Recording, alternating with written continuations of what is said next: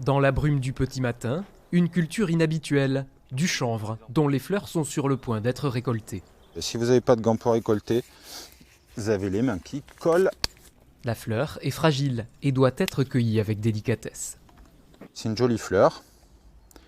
Les trichomes, ce sont les petites gouttelettes de résine qui se trouvent sur ces feuilles-là, commencent à virer, commencent à devenir laiteuses.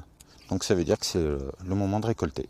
Ces fleurs de cannabis sont issues de pieds sélectionnés, de variétés référencées et bien sûr autorisées. À la récolte, la plante ne doit pas contenir plus de 0,3% de THC, la substance euphorisante du cannabis. Ici, c'est une autre molécule, le CBD, qui est recherchée, sous forme de fleurs à infuser ou d'huile. Quand vous manucurez vos fleurs, pour qu'elles soient jolies et prêtes à vendre, voilà, tout ce qui tombe, on le récupère. Et en fait, c'est ces déchets-là qui sont envoyés à l'extracteur. Et avec ça, il fait nos huiles. En Dordogne, il serait une trentaine au total à cultiver du chanvre, une activité agricole presque comme les autres. Il est bon quand même de se rapprocher du maire de sa commune et de la gendarmerie pour les prévenir. Mais autrement, il n'y a aucune obligation de déclaration.